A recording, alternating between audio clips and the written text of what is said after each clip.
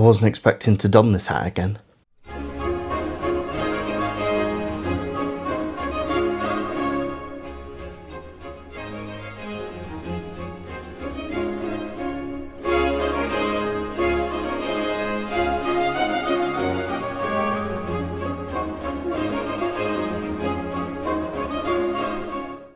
Now I'm going to take it off actually. It's a lot more comfortable just being as I am. And in fact, the film I want to talk about today, I wasn't really led to because of its 18th century content, but because of its director, James Whale. James Whale was a Dudley-born writer and director who directed theatre. He directed the first staged production of Journey's End by R.C. Sheriff, and I'm a big fan of R.C. Sheriff for his novels. And then he took that over to Hollywood and made a film version of it, and then that led him to other films. And I really like the James Whale films I've seen. He directed the first Frankenstein. It wasn't the first Frankenstein because there was actually a silent Frankenstein, but he directed the famous Frankenstein, Boris Karloff. He also directed Bride of Frankenstein later, and he directed The Old Dark House and The Invisible Man. And I love all these films, and I really like them. He was also openly gay, and there is a distinct camp sensibility to many of his films, particularly Bride of Frankenstein. I really love Ernest Thessinger's extremely queeny way of delivering things. The Bride of Frankenstein. Yeah, I really like his films because when it comes to horror, I find horror a bit boring. Maybe I don't enter into the fiction deep enough, but I don't find it frightening. I just find it dull a lot of the time, unless there's lots of funny splatter or a really creepy sort of premise underneath that's more than just, oh, they're going to get you, or gothic or camp, which are often together. And I like horror if it's camp, so I really like James Whale's horror films, and I think The Bride of Frankenstein is probably one of my favourite films. When I was a reviewer in a past life, I reviewed this thing called Monster Story, and it was this genderqueer person who was dressed up as Frankenstein's monster, and they played the Frankenstein James Whale film silently in the background, and they did all of the sound. So they did the music, and they did the Foley, and they did the words. It was a really weirdly affecting thing, and that led me to appreciate that film more. I read The Invisible Man, so then I watched it, and the effects were amazing, and I loved the main performance in that, and it's the humour in it, and the sense of enjoyment of teasing these boundaries through horror, that then is also teasing other boundaries through camp, and I really like that. And so I was looking around at James Whale things. I found the film Gods and Monsters with Ian McKellen and Brendan Fraser, and that was quite an affecting film actually. It was very, very good. And so then I looked up other things about James Whale, and I found this video here, the non-horror films of James Whale by Dark Corners Reviews. And as I was watching it, there was one in there about David Garrick. I thought, wow, brilliant! What a cross of two interests there. James Whale and this delightfully camp filmmaker, and David Garrick, who I'm very interested in. So, little intro to David Garrick. Davey Garrick I mainly know through my interest in Samuel Johnson. So he's the only person really that kind of grew up with Samuel Johnson that was one of his set in London. And so they used to meet at a place in Lichfield where they were both living. And they go to this guy called Gilbert Walmsley, and they'd eat at his table and they'd chat. And Garrick was younger and very sprightly and very energetic. And then you've got the lumbering Johnson. And I'm going to write at least one chapter of them together at Gilbert Walmsley's in the book I'm writing about Johnson's sort of younger brother and Johnson's early life and stuff. So I'm looking at Garrick for that. Then you get the weird bit where Johnson sets up his own school, It's not very successful. There are 6 or 7 pupils, and one of them is Davey Garrick. And it's because, well, Davey Garrick didn't do very well at school, and because Davey Garrick's dad was sort of friends with the Johnson, and there was, they decided to support him. And it's a weird situation because Johnson's only a few years older than Garrick. There's not a lot in it between them. But he's now his teacher. And it obviously doesn't go very well because the school dissolves. And the two of them decide to go off to London together. And the first time Johnson goes to London as an adult is with Davey Garrick, and they share a horse, and they do this thing where one will ride, he'll tie the horse up and walk, and the other one who's walking will then get to the horse and ride, and they share this one horse to get to London. And they used to joke about it afterwards, that they had no money, and you had tuppence in your pocket and I had a shilling in mine, and all of this kind of thing.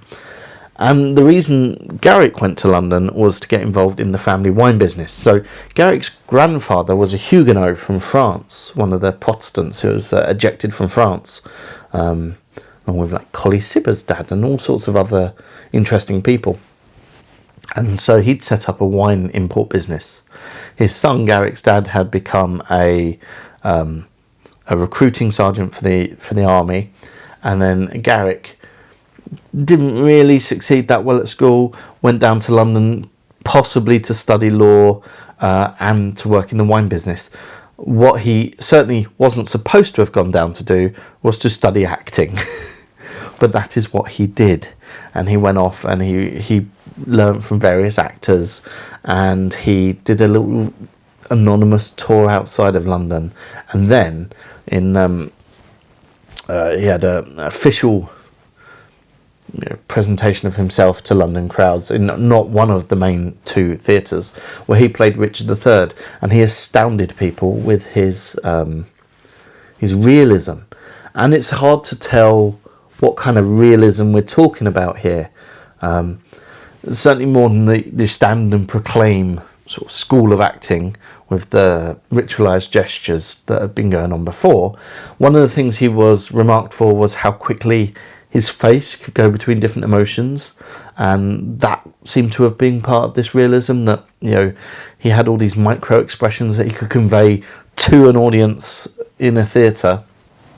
In fact, when he got a bit older, now Garrick actually died before Johnson. He died quite young, but when he got older, people said he looked much older than he was.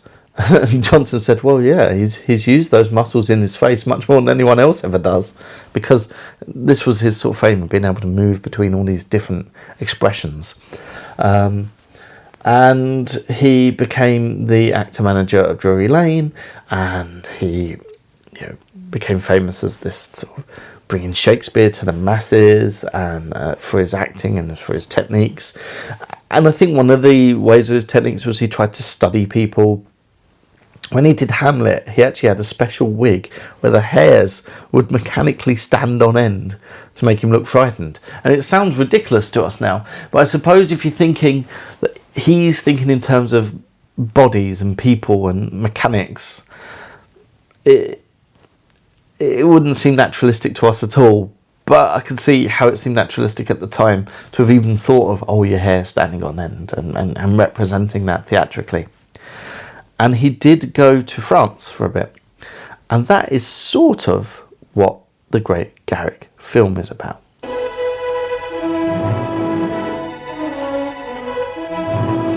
I better say from the off that this film has no real basis in any historical details whatsoever. It's based on a play, and the play is based on a fancy, I suppose. The key is that the phrase in the beginning is a romantic adventure that might have happened.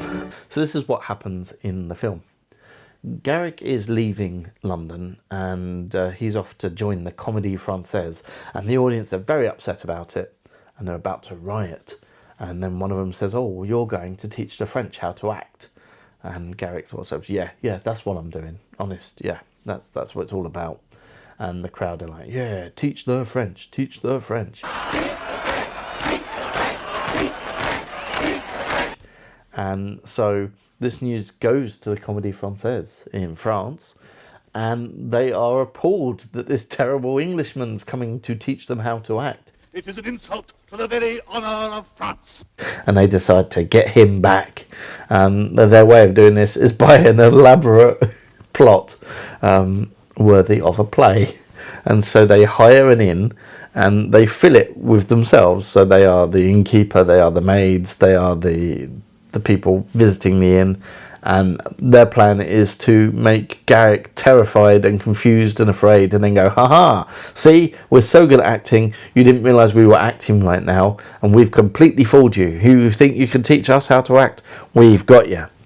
Unfortunately for them, they've been very rude to the prompter, and the prompter's gone off and told Garrick. So when Garrick goes into this inn, he knows that everybody there is an actor, and he knows to be aware of shenanigans.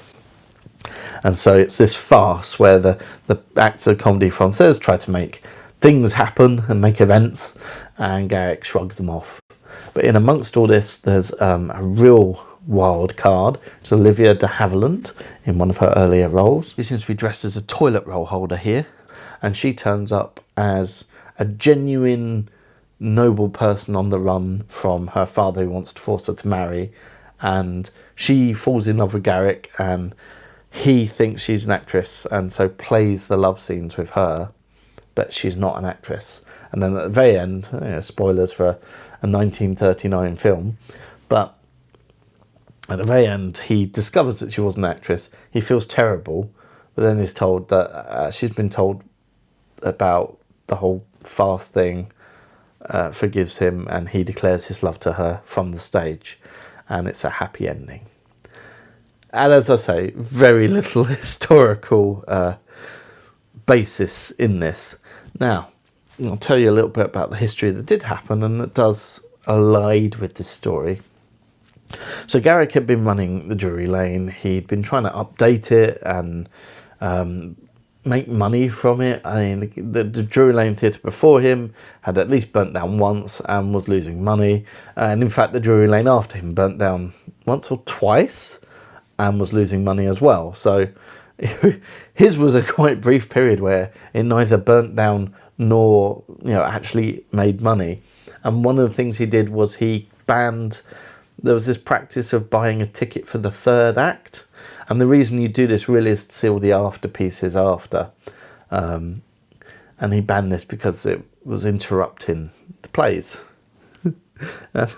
Obviously. But this was very, very unpopular and caused a riot. And he had to renege on that, go back on it, and had to go out and calm the audience down. And this was a real riot that happened just before he left for France. And he left for France partly to go on holiday because of the stresses and strains of not just being an actor but running this theatre had got to him. So he went to France and he ran Europe for about 3 years. He didn't fall in love there because he'd already fallen in love and got married. So his wife was a Swiss dancer who didn't speak any English at first. She spoke a lot of other languages though, called Eva Maria, and they got married. And he went with her, and he didn't go to perform. He did go to the Comedie Française, and in fact there was this, he wrote in his diaries that they were terrible. It was really hammy and awful, but it's they didn't know about it, that he'd said this, and he went around charming people, and he'd do little private performances. People, he did one for the Duke of Parma, for example. I'm my old pal here, Voltaire. Hello, I'm Voltaire. I'm French, and I like to disagree with people about things. Voltaire invited him to come and see. Now, when Boswell went, he was delighted to see Voltaire, but Garrick snubbed him because Voltaire said that Shakespeare was crap. So Garrick was like, I'm not talking to him.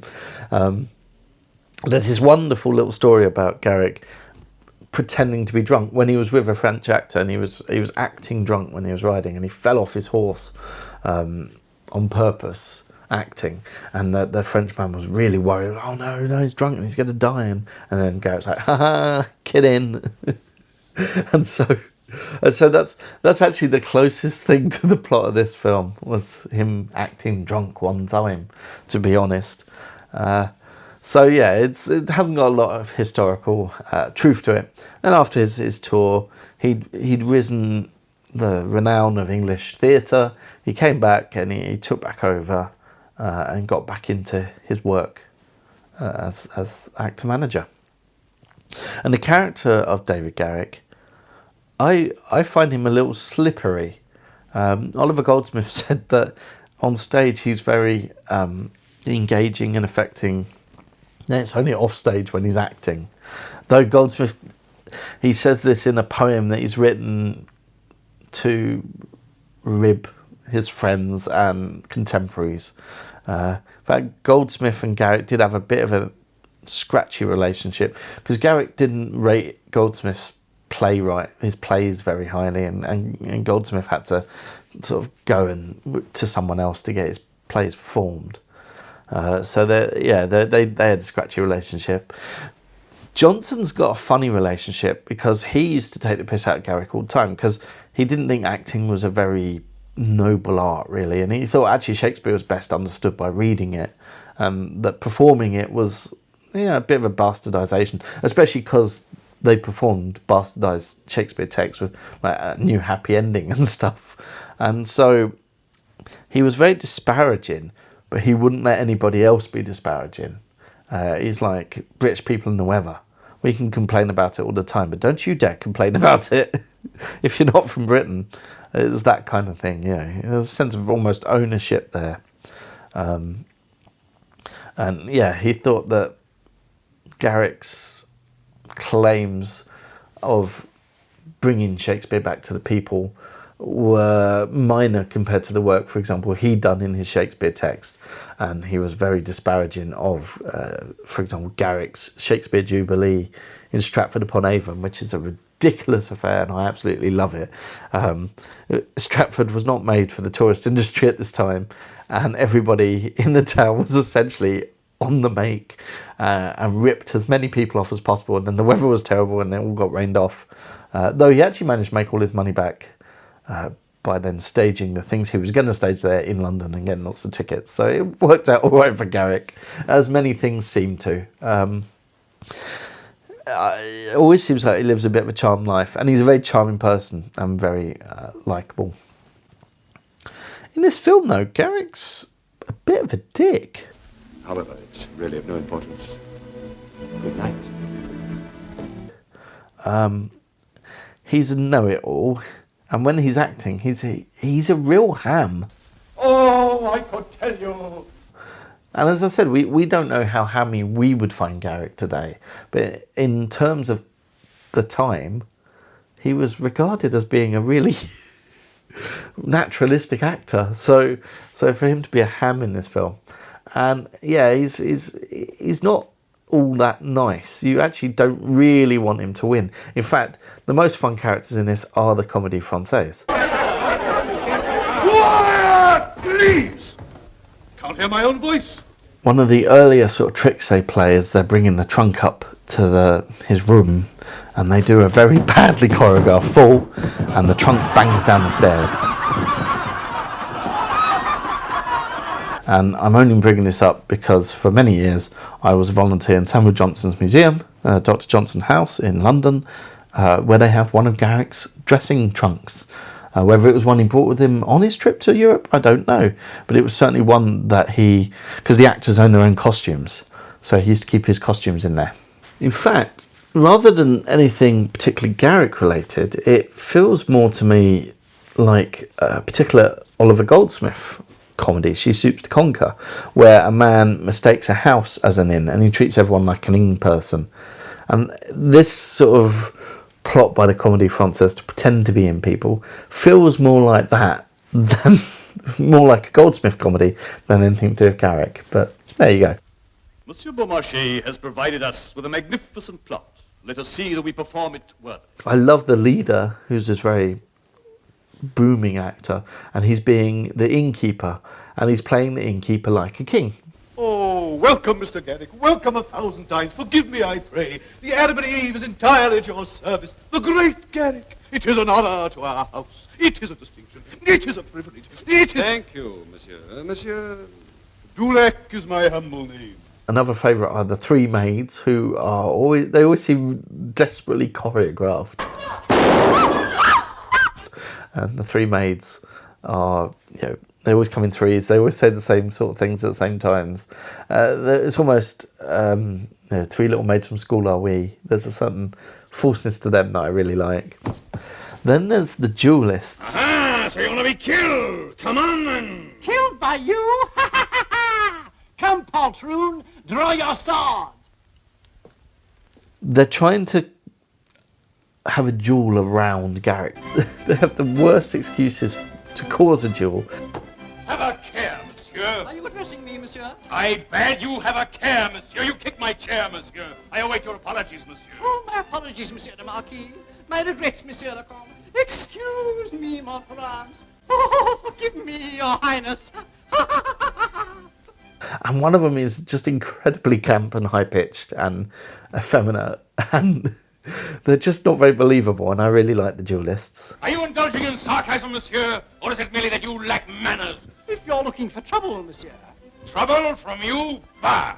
Barking dogs don't bite. And they remind me of something that turned up in Yonderland, if you've ever seen Yonderland. I like Yonderland. Oh. After you. No, really, I insist. No, I insist. No, After you. no, you hear first. I think it was my fault. No. You were on your way through. No, I wouldn't think Debbie, that, really. come away. This won't end well. My favourite character might be the man who is normally, he's like a spear carrier and a servant, and his whole career has been, saying, Lords at the gate, sir, and, this sort of thing. But he's decided he's going to be mad. And he does this by just smashing plates every now and again.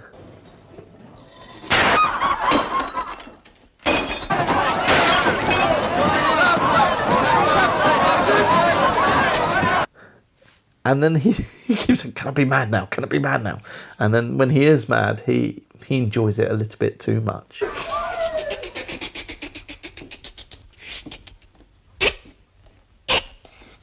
Run for your life, Mr. Garrick. The best characters in this are the Comedie Française, and they're who the joke's on, really. And the farce element is the best part of this film, and it's very enjoyable. It's genuinely funny. I've heard some people go, I didn't find it funny because the Comedie Française people were overdoing it. That's the whole point. That's the whole point. They're part of this tradition of declaiming and overdoing it, and now they're trying to be passed off in real life, and it's just not working. And I enjoyed that a great deal. I thought that was very good. The bit that doesn't work so well is the love story. And one, because this is to say that the character of Garrick, and as I say, Garrick was already married at this point, but the character of Garrick falls in love instantly, in one night. But also he falls in love whilst pretending to be in love, because he thinks that she's an actress playing a love scene. So he plays love scenes with her. And they're always quoting Romeo and Juliet and all this sort of stuff. Like Juliet on her balcony. She speaks. Oh, speak again, bright angel. And so it doesn't quite work that he would genuinely then fall in love with her, which is sort of the bit at the ending. So that's a bit weak. And in some ways I think it would be, well, yeah, I think it would be a better film without the love story. But then again, I often do. And there obviously needs to be a love story because there always is. So someone must like these. I mean, yeah, the love scenes they play are sweet. But even within the context of the film, they are love scenes. So there is that. I couldn't let it go on any longer. I know you, sir. Why, one more minute of those ridiculous lies that she was telling you, and you'd have burst out laughing right in her face. Quite right, Tubby, I would have. A little conclusion then. Yeah, just a little video about this film that I hadn't heard of, and most people probably haven't seen. James Whale is a very fun director with a very good sense of camp. He's dealing with 18th century theatre, so sense of the exaggerated is already there. There's the fashions, there's the big broad characters. There's a lot of fun. It's not as good as the horror ones I've seen. Maybe that addition of horror gives it a little edge. There's no bits where you're like, Old Dark House has some bits where you're just giggling a lot. or Princess Bride, Bride of Frankenstein. There's nothing quite like that, but it is a good fun farce, and if you can find it and watch it, there's worse things to do in an hour and a half of your time. And let me talk a little bit about Garrick. Though I realise in talking about him, I need to read him up more. I know a lot about him when he's a kid. I should know a little bit more about him when he's an adult. But there you go. Thank you very much.